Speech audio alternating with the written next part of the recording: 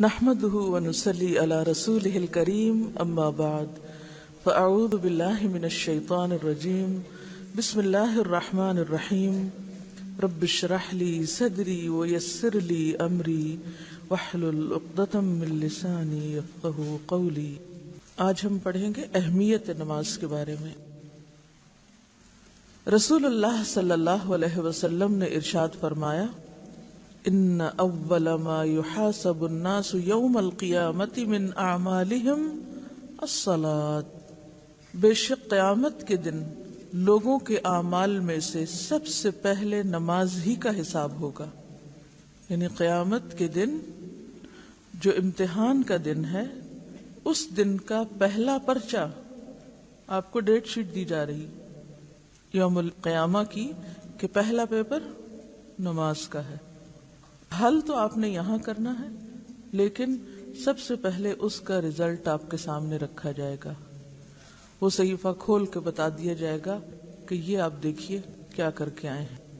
صرف اس بات کا امتحان نہیں کہ آپ نے کتنی نمازیں پڑھی، بلکہ اس بات کا امتحان بھی کہ کب پڑھی، وقت کے اندر پڑھی یا تاخیر کر کے پڑھی یا قضا کر کے پڑھی، یا پھر یہ کہ سنت کے مطابق پڑھی یا پھر صرف نماز کو بطور نماز ہی لیا۔ تو اول ما یحاسب الناس یوم القیامہ من اعمالہم الصلاۃ، تو پہلا حساب نماز کا ہے۔ حضرت ابن مسعود رضی اللہ تعالی عنہ فرماتے ہیں، میں نے رسول اللہ صلی اللہ علیہ وسلم سے سوال کیا کہ اللہ تعالیٰ کو کون سا عمل زیادہ محبوب ہے، اللہ تعالیٰ کیا پسند کرتے ہیں اور سب سے زیادہ کیا پسند ہے۔ ذرا غور کیجئے اس سوال پر۔ کبھی آپ کے دل میں ایسا سوال آیا کہ میں جانوں، مجھے پتہ چل جائے کہ میرے رب کو سب سے زیادہ اچھی کیا چیز لگتی؟ یہ سوال وہی کر سکتا ہے یا اسی دل میں اٹھ سکتا ہے جس دل میں رب کی محبت ہو، کیونکہ انسان جس سے محبت کرتا ہے اسی کی پسند و ناپسند جاننے کے بارے میں شوقین ہوتا ہے۔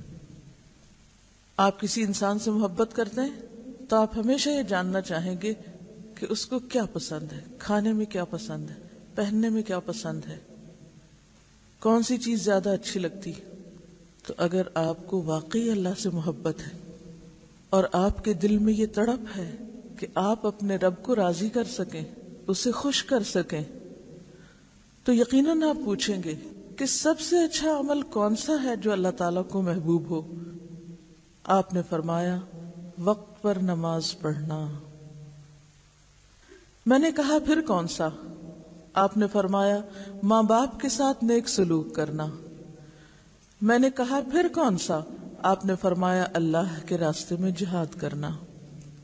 تو گویا حقوق اللہ میں سے سب سے بڑھ کر جو چیز اللہ تعالیٰ کو محبوب ہے وہ نماز ہے، اور بندوں کے حقوق میں سے سب سے بہترین عمل ماں باپ کے ساتھ اچھا سلوک۔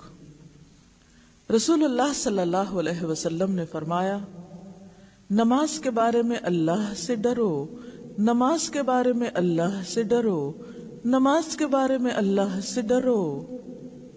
ایک ہی بات 3 بار فرمائی۔ کیوں؟ کہ اگر کسی نے ایک بار نہیں سنی تو دوسری بار سن لے، اگر کسی نے دوسری بار بھی نہیں سمجھی تو تیسری بار سمجھ جائے۔ ایک ہی بات کا بار بار تکرار کیا سکھاتا ہے ہم کو؟ کہ ہم اس بات کو اہمیت دے۔ کیا معنی ہے نماز کے بارے میں اللہ سے ڈرو؟ کہ قیامت کے دن جب اس کے بارے میں حساب ہوگا یا پوچھ ہوگی تو حساب سخت ہوگا، تمہیں جواب دینا ہوگا، تمہاری پوچھ ہوگی، پھر کیا جواب دو گے کہ کیسی نمازیں پڑھی تھی؟ ایک اور حدیث میں آتا ہے، آدمی اور شرک کے درمیان نماز ہی حائل ہے۔ اب دیکھیے 3 طرح اس بات کو کہا گیا ہے، کفر، شرک اور منافقت۔ ان تینوں چیزوں سے برات کے لیے ثبوت کس چیز سے دینا ہے؟ نماز سے۔ یعنی کفر سے بری ذمہ بھی انسان کب ہوگا؟ جب نماز ادا کرے گا۔ منافقت سے بھی کب نکلے گا؟ جب نماز درست ہوگی. شرک سے بھی کب پاک ہوگا؟ جب نماز درست ہوگی.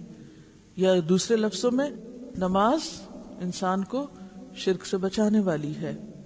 سورۃ الروم میں اللہ تعالیٰ فرماتے ہیں اقیموا الصلاۃ ولا تکونوا من المشرکین، نماز قائم کرو اور مشرکین میں سے نہ ہو جاؤ، مشرک نہ بنو.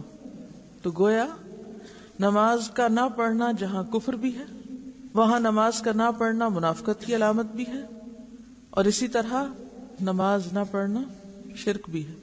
تو ترک نماز معمولی جرم نہیں، تمام خرابیوں کا مجموعہ ہے. جو خرابیوں کی بنیاد یا جڑ ہے ان سب کو سمبلائز کرتا ہے. پھر فرمایا نماز دین کا ستون ہے. جس طرح ستون پر ایک عمارت کھڑی ہوتی ہے، اسی طرح نماز ہے تو دین ہے، نماز نہیں تو دین بھی نہیں. پہلے کفر، منافقت اور شرک کی بات کی گئی، اور اب دین کی اصل بتائی گئی کہ دین کی اصل کس پر قائم ہے؟ نماز پر.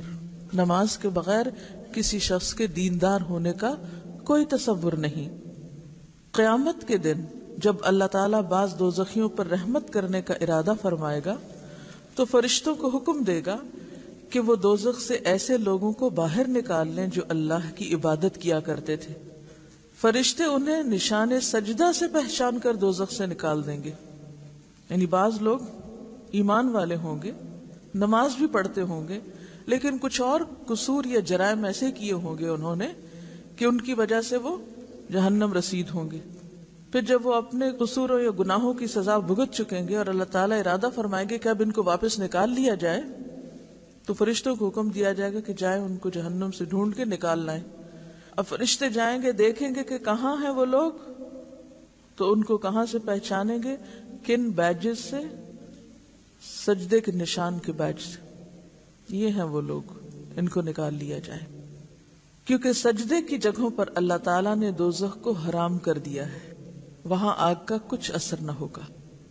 یعنی سجدے کے جو نشان ہیں یا سجدے کی جو جگہیں ہیں، مثلا ہاتھ ہیں، گھٹنے ہیں، 7 اعضاء پہ سجدہ ہوتا ہے نا، تو جن اعضاء پہ سجدہ ہوتا ہے، ماتھا، ناک، ہاتھ، گھٹنے، پاؤں، تو ان جگہوں پہ آگ نہیں لگے گی، یعنی وہ ایک طرح سے فائر پروف ہوں گے. فرمایا سب سے افضل عمل اول وقت پر نماز پڑھنا ہے. فرمایا جب آدمی نماز کے لیے کھڑا ہوتا ہے تو رحمت الہی اس کی طرف متوجہ ہو جاتی ہے. یعنی جو شخص یہ چاہتا ہو کہ اللہ تعالیٰ اس پر نظر رحمت فرمائے، اسے چاہیے کہ نماز میں کھڑا ہو جائے. جب بھی غم، دکھ، تکلیف اور پریشانی کی کثرت ہو تو نماز کے لیے کھڑے ہو جائیں، کیونکہ نبی صلی اللہ علیہ وسلم کا طریقہ یہی تھا.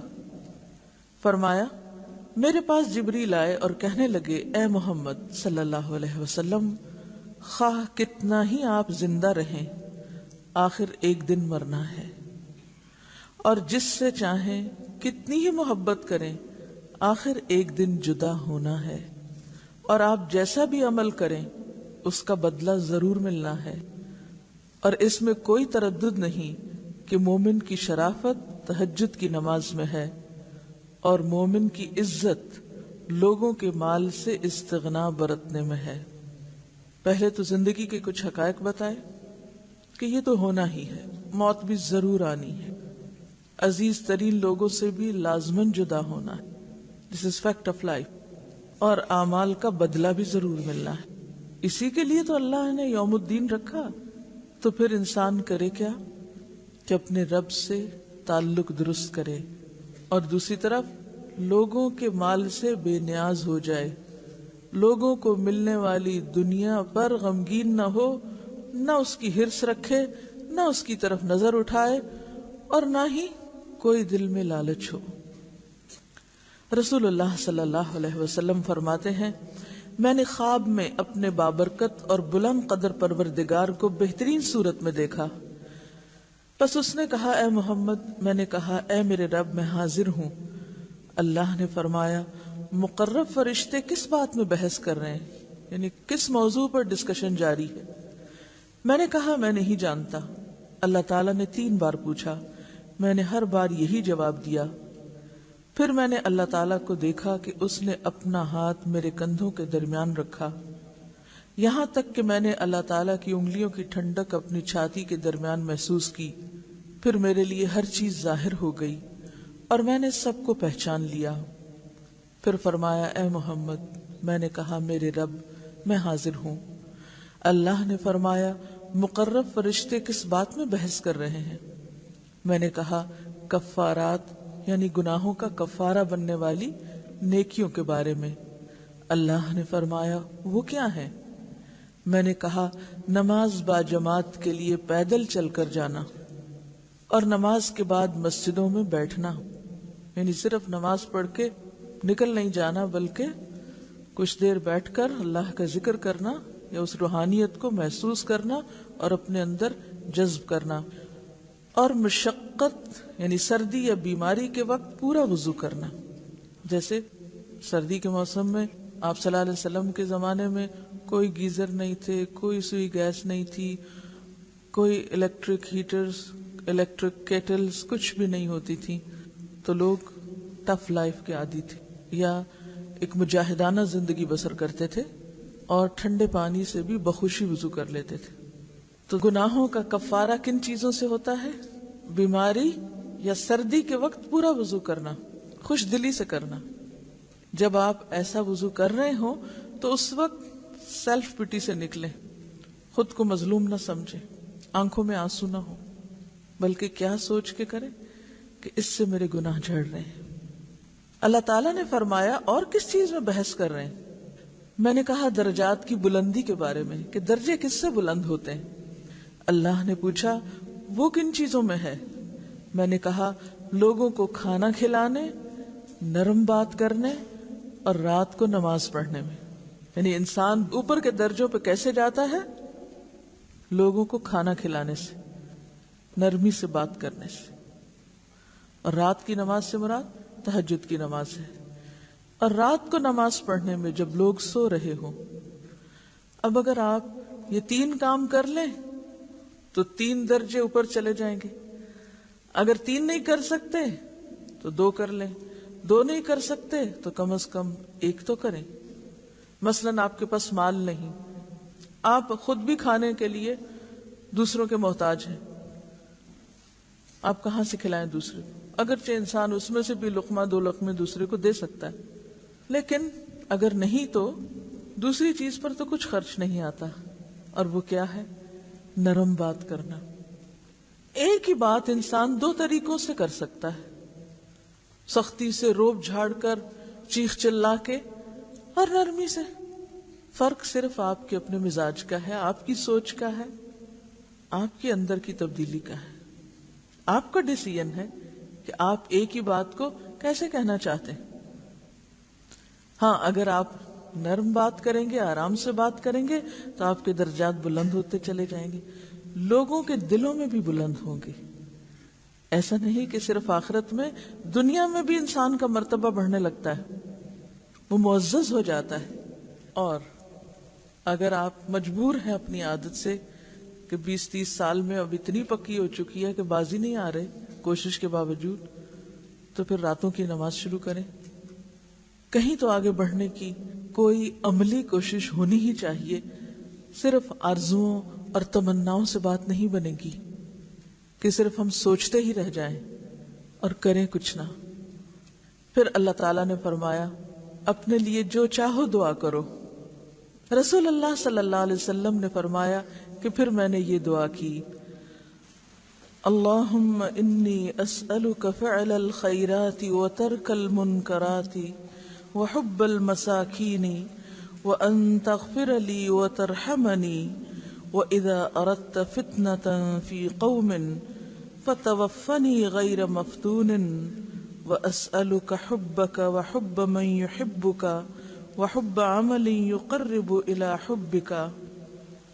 اے اللہ، میں تجھ سے سوال کرتا ہوں نیکیوں کے کرنے کا اور برائیوں کے چھوڑنے کا اور مسکینوں کے ساتھ محبت کرنے کا، اور یہ کہ تو مجھے بخش دے اور مجھ پر رحم کر، اور اگر تیرا کسی قوم کو آزمائش میں ڈالنے کا ارادہ ہو تو مجھے آزمائش سے بچا کر موت دے دینا، اور میں تجھ سے تیری اور ہر اس شخص کی محبت مانگتا ہوں جو تجھ سے محبت کرتا ہے، اور میں تجھ سے وہ عمل کرنے کی توفیق مانگتا ہوں جو مجھے تیری محبت کے قریب کر دے۔ نبی اکرم صلی اللہ علیہ وسلم نے فرمایا، میرا یہ خواب حق ہے، بس اس کو یاد رکھو اور دوسرے لوگوں کو بھی یہ خواب سناؤ۔ میں نہیں کہہ رہی آپ کو، یہ آپ کے رسول آپ کو کہہ رہے ہیں کہ میرا یہ خواب سچ ہے، کیونکہ انبیاء کے خواب سچ ہوتے ہیں، وہ بھی وحی کی ایک قسم ہوتی ہے۔ خود بھی یاد رکھو اور دوسروں کو بھی سناؤ۔ آج اتفاق کی بات ہے کہ صبح میں یہی دعا مانگ کر آ رہی ہوں۔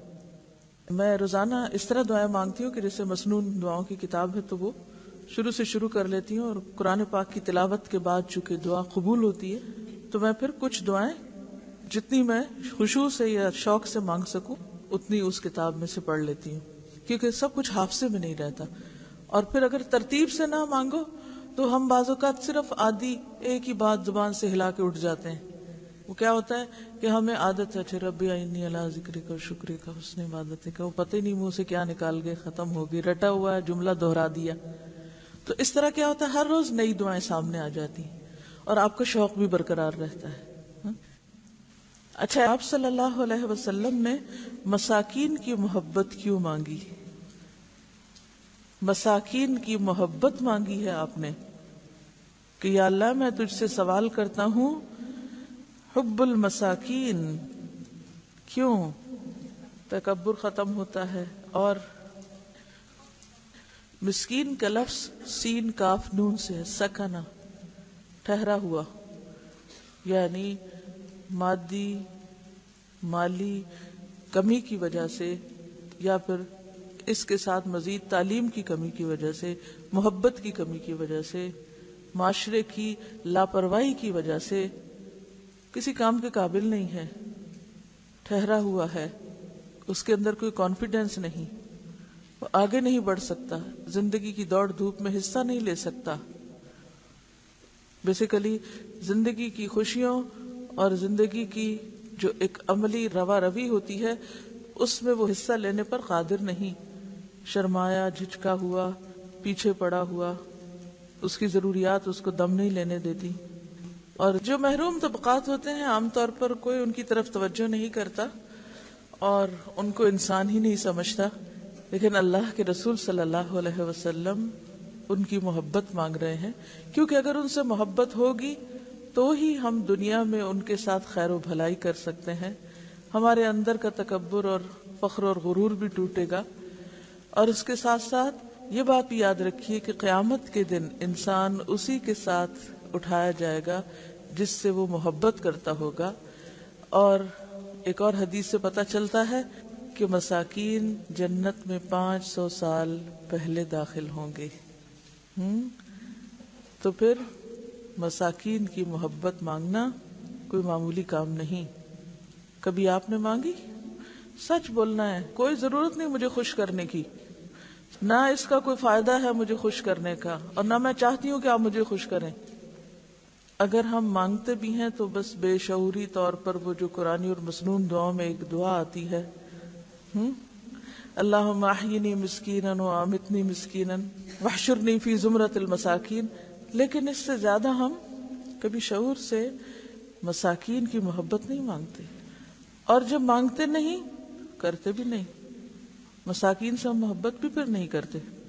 کوئی شخص جو ہمیں رتبے میں اپنے سے کم نظر آتا ہو اس کی طرف ہم کس شوق کے ساتھ بڑھتے ہیں، اس پر کیسی نظر ڈالتے ہیں، اس کے لیے ہمارے دل میں کیا جذبات ہوتے ہیں، اپنا جائزہ لیجئے اور پھر معلوم کیجئے کہ نماز کیا سکھاتی ہے؟ تواضع۔ نماز کیا ہے؟ غرور، سرکشی اور تکبر کی نفی۔ تو عملاً یہ کیسے ہوگا؟ جب ہمارے اندر حب المساکین ہوگی، حب المساکین۔ تو آپ صلی اللہ علیہ وسلم اپنے لیے خاص قبولیت کے مقام پر کیا دعا مانگتے ہیں؟ اللہم انی اسألک فعل الخیرات وترک المنکرات وحب المساکین. تو آئندہ اس دعا کو شعور کے ساتھ پڑھنا ہے کہ اللہ کمزور، مظلوم، بے کس، بے سہارا لوگوں کی ہمارے دل میں محبت ڈال دے تاکہ ہم ان کی خیر خواہی اور بھلائی کا کچھ کام کر سکیں، اور پھر ان کی وجہ سے ہم پر بھی کچھ رحمت ہو جائے. کیونکہ بعض روایات میں یہ بھی آتا ہے کہ تمہیں رزق تمہارے کمزوروں کی وجہ سے دیا جاتا ہے، اور اگر ہم ان کو دھتکار دیں، جھٹک دیں، دور کر دیں، ان کو اپنا رشتہ دار بھی نہ سمجھیں، کیونکہ بعض اوقات جو خاندان کے اندر مادی اعتبار سے کمزور لوگ ہوتے ہیں عموماً ہم ان کو اگنور کر دیتے ہیں یا اپنا رشتہ دار بتانے سے بھی ڈرتے ہیں کہ اس سے ہماری شان میں گستاخی ہوگی، ہماری شان کم ہو جائے گی. اس کے برعکس ان رشتہ داروں کو جو دنیاوی مرتبے اور مقام کے اعتبار سے بڑے ہیں، وہ خواہ دور کے ہوں خواہ رشتہ دار نہ بھی بنتے ہو، کھینچتان کے رشتہ دار بناتے ہیں کہ ان کے ذریعے تھوڑی سی ہماری شان بھی بڑھ جائے. خود تو کچھ کیا نہیں، چلے انہی کے طفیل ہم بھی تھوڑے اونچے ہو جائیں. تو حقیقی معنوں میں تواضع کیسے پتہ چلتی ہے؟ عمل سے. اور نماز سے جو تواضع حاصل ہوتی ہے وہ سب سے پہلے تو دل میں آتی ہے، اور جو چیز دل میں آ جائے وہ عمل سے ظاہر ہونے لگتی ہے. جو چیز دل میں آ جائے وہ کس سے ظاہر ہوتی ہے؟ عمل سے. مثلا آپ کے دل میں آپ کے بچے کی محبت ہے، آپ کا عمل کیسے ہوتا ہے؟ وہ روئے تو آپ بیٹھے رہتے ہیں، وہ کوئی معصوم حرکت کرے تو آپ توجہ نہیں کرتے. ایسا ہوتا ہے؟ نہیں. ایک ماں کو بچے سے جو محبت ہوتی ہے تو اس محبت پر وہ کیا کرتی؟ ہاں، کبھی خوش ہوتی ہے، کبھی غمگین ہوتی ہے، کبھی روتی ہے، کبھی ہنستی ہے، کبھی اسے اپنے ساتھ چپکاتی ہے، کبھی کسی طرح، کبھی اس کا کچھ نام رکھتی ہے، کبھی اس کے ساتھ کھیلتی ہے، کبھی وہ فوراً عمل سے ظاہر ہونے لگتی ہے. انسان اپنے آپ کو روک نہیں سکتا. تو یہ ہو نہیں سکتا کہ آپ کو مساکین سے محبت ہو اور پھر آپ کی ان کی طرف کوئی توجہ ہی نہ ہو، اور آپ ان کو پوچھیں بھی نہ، آپ ان کو گلے سے لگائیں ہی نہ. نہیں، ہمارے کپڑے گندے ہو جائیں گے، ہم کیسے گلے سے لگائیں؟ یتیمن ذا مقربۃ و مسکینا ذا متربہ. تو مسکینا ذا متربہ، ایسا مسکین جو خاک آلود ہے، اس سے ہاتھ ملا لینا، اس کو قریب کر لینا، اس کے پاس بیٹھ جانا، یہ دل کی سختی کو بھی دور کرتا ہے. جب ہم اپنی پیشانی خاک آلود کر سکتے ہیں زمین پہ رکھ کے، ویسے وہ بھی اب تو مشکل ہو گیا کیونکہ ایسی ایسی خوبصورت جائے نمازیں ہیں، ایسی ایسی آرام دہ کہ وہ تصور ہی ختم ہو گیا ہے. یہ خیال ہی کم آتا ہے کہ ہم زمین پہ سر رکھے ہوئے ہیں. تو یہ جو نماز نبوی آپ پڑھ رہے ہیں یہ محض طریقہ سیکھنے کی بات نہیں جب تک روح نہ ہو. ہاں، جو کل میں نے آپ سے کہا تھا کہ حدیث شیئر کرنی ہے، کیا آپ نے کی؟ جی آپ فرمائیے، آپ نے کیا کیا؟ گھر خط لکھا انہوں نے اور انہوں نے اپنا کام کر لیا. جی، یہ کہتے کہ گھر والوں نے ان سے کہا کہ اپنی کتابیں دکھاؤ. کتاب دیکھی تو جب وہ دے کے واپس کرنے لگے تو میں نے اس وقت ان کو کہا کہ یہ حدیث بھی پڑھ لیں. گڈ. اور کیا ہوا؟ یہ کہتی ہیں کہ دوپہر کے کھانے پہ جب سب گھر والے بیٹھے تو پوچھا کہ کیسی کلاس ہوئی، تو اس وقت میں نے ان سے کہا کہ میں نے آج ایک اچھی بات سنی ہے اور ساتھ ہی سنا دی. یہی طریقہ ہوتا ہے. جی، ان کے پاس ٹیوشن پڑھنے چھوٹے بچے آتے ہیں تو انہوں نے ان کو یہ حدیث سنائی. دیکھیے، اگر کچھ لوگ اس نیکی میں آگے بڑھ گئے ہیں تو پیچھے کوئی نہ رہے. کچھ مشکل نہیں، 10 منٹ لگیں گے خط لکھنے میں. اگر قریب نہیں ہے کوئی آپ کے جس کو آپ سنا سکے تو آپ خط کے ذریعے لکھ کے بھیج سکتے ہیں، کیونکہ پوری کتاب تو کوئی نہیں پڑھتا. اگر اس میں سے ایک حصہ نکال کے کسی کو دے دیا جائے تو اس کو تو وہ پڑھ ہی لیتے ہیں. یا آپ خط گھر والوں کو کہ میرا یہ خط گھر والوں کو پڑھ کے سنا دیں. یہ خط عام طور پہ جاتا ہے تو سب کہتے ہیں کیا لکھا ہے، میں نے بھی خط پڑھنا. خط پڑھنے کا سب کو بہت شوق ہوتا ہے ویسے کچھ پڑھیں یا نہ پڑھیں، کوئی اجازت نہ بھی دے تو وہ پڑھنا چاہتے ہیں. تو اس لیے خط جو ہے دین کی تعلیم پھیلانے کا یا عام کرنے کا بہت خوبصورت طریقہ ہے. اب میں چاہتی یہ ہوں کہ اس حدیث پر عمل کیا جائے.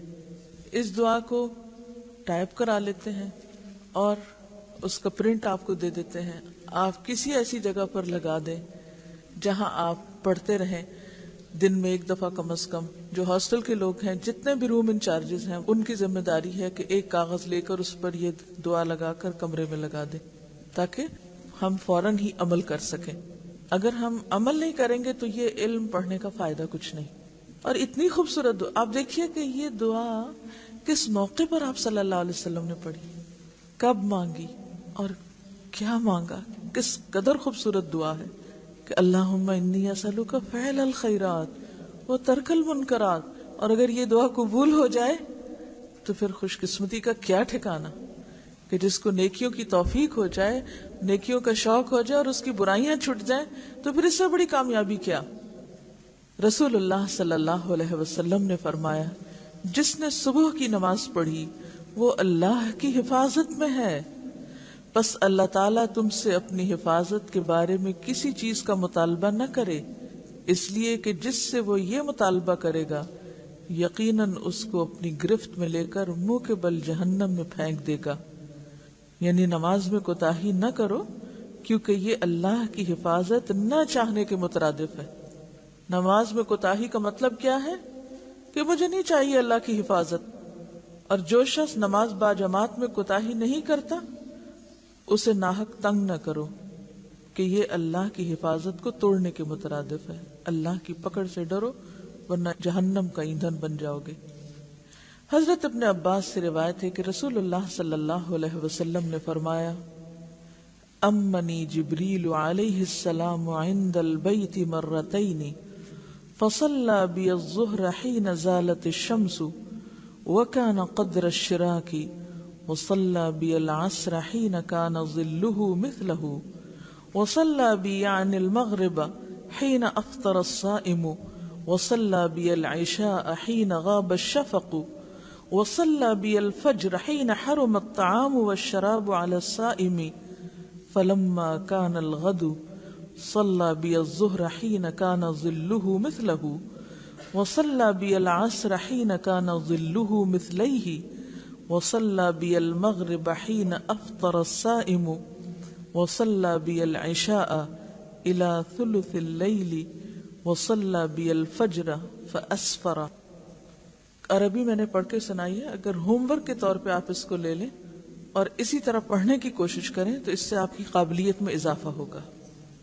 کیونکہ جو الفاظ نبی صلی اللہ علیہ وسلم کے ہیں وہ کسی اور کے ہو ہی نہیں سکتے, اور پھر جو لطف ہے ان الفاظ کے اندر اور جو شیرینی ہے اور جو برکت ہے وہ اردو ترجمے سے نہیں ملے گی آپ کو. خانہ کعبہ کے پاس جبریل علیہ السلام نے میری امامت کی, یعنی آپ صلی اللہ علیہ وسلم کو نماز پڑھائی. پس مجھے ظہر کی نماز پڑھائی اور مجھے عصر کی نماز پڑھائی اور مجھے مغرب کی نماز پڑھائی اور مجھے عشاء کی نماز پڑھائی اور مجھے فجر کی نماز پڑھائی. یہ اس حدیث کا مختصر مفہوم انہوں نے بیان کیا ہے. اب اس حدیث سے یہ پتہ چلتا ہے کہ نماز کا طریقہ عملی طور پر آپ کو اللہ تعالیٰ نے جبریل علیہ السلام کے ذریعے سکھایا اور انہوں نے پریکٹیکل ڈیمونسٹریشن کے ذریعے آپ کو نماز سکھائی. اور پھر اس کے ساتھ اس حدیث میں اوقات کا بھی ذکر ہے. اس زمانے میں چونکہ اوقات معلوم کرنے کے لیے مختلف طریقے نکل آئے ہیں تو ان سے فائدہ اٹھا کر ہم اپنی نمازوں کے اوقات معلوم کر سکتے ہیں. چونکہ لائف سٹائل بدل گیا نا, طریقہ زندگی بدل گیا, ہم سورج کو اس طرح سامنے دیکھتے نہیں, لہٰذا ہمیں سورج کا ڈھلنا, اس کا ایک مثل دو مثل کا پتہ ہی نہیں چلتا. تو بہتر ہے کہ گھڑیوں اور کیلنڈر کی مدد سے یا چارٹ کی مدد سے اپنے اوقات کا تعین کر لیا جائے, اور اگر آزان ہو تو بہت ہی اچھا ہے کہ انسان کو یاد دہانی ہو جاتی. امامت جبریل کی اس حدیث سے معلوم ہوا کہ نماز کا درجہ اتنا بلند, اس کی اہمیت اللہ کے نزدیک اتنی اعلیٰ و عرفہ اور اس سے مخصوص ہیئت, مقررہ قاعدوں, متعینہ ضابطوں اور نہایت خشوع و خضوع سے ادا کرنا اس قدر ضروری ہے کہ اللہ تعالیٰ نے تعلیم امت کے لیے جبریل کو ہادی عالم کے پاس بھیجا. جبریل نے اللہ کے حکم کے مطابق رسول اللہ صلی اللہ علیہ وسلم کو نماز کی کیفیت, ہیئت, اس کے اوقات اور اس کے قاعدے سکھائے, اور پھر آپ جبریل علیہ السلام کے بتائے اور سکھائے ہوئے وقتوں, طریقوں, قاعدوں اور ضابطوں کے مطابق نماز پڑھتے رہے اور امت کو بھی حکم دیا تم اس طرح نماز پڑھو جس طرح تم مجھے نماز پڑھتے دیکھتے ہو. ان کا سوال بہت اچھا ہے کہ نماز کو چھوڑنا شرک کیسے ہو گیا. فرمائے گا نا کہ نماز قائم کرو اور مشرکین میں سے نہ ہو جاؤ. دیکھیے کہ جب اذان ہو جاتی ہے نا تو اس وقت ہمارے اوپر یہ فرض عائد ہو جاتا ہے کہ ہم اب اللہ کا حق دینے کے لیے تیار ہو جائیں, عبادت کے لیے نکل آئیں, دنیا کے کام چھوڑ دیں. لیکن اگر ہم نہیں نکلتے اس وقت نماز کے لیے اور وہ کام نہیں چھوڑتے تو گویا ہم نے کیا کیا, اللہ کے ساتھ اس کام کو شریک کر لیا. اسی لیے کہا گیا کہ جو شخص نماز کا چھوڑنے والا ہوگا قیامت کے دن وہ فرعون, حامان اور قارون کے ساتھ اٹھایا جائے گا. فرعون متکبر تھا. اگر کوئی شخص تکبر کی وجہ سے نماز چھوڑتا ہے, اپنے آپ کو بڑی چیز سمجھتا ہے, یعنی کفر کا ارتکاب کرتا ہے, تو فرعون کا ساتھی ہوا. حکومت کی محبت میں اگر جاہ کی محبت میں چھوڑتا ہے تو حامان کا ساتھی. مال کی محبت میں چھوڑتا ہے تو مال کی محبت کیا ہے, یہ بھی شرک ہو جاتا ہے. اللہ کی محبت پہ اگر غالب آ جائے یا اس کے مقابل آ جائے. وآخر دعوانا ان الحمد للہ رب العالمین. سبحانک اللہم وبحمدک نشہد ان لا الہ الا انت نستغفرک ونتوب الیک.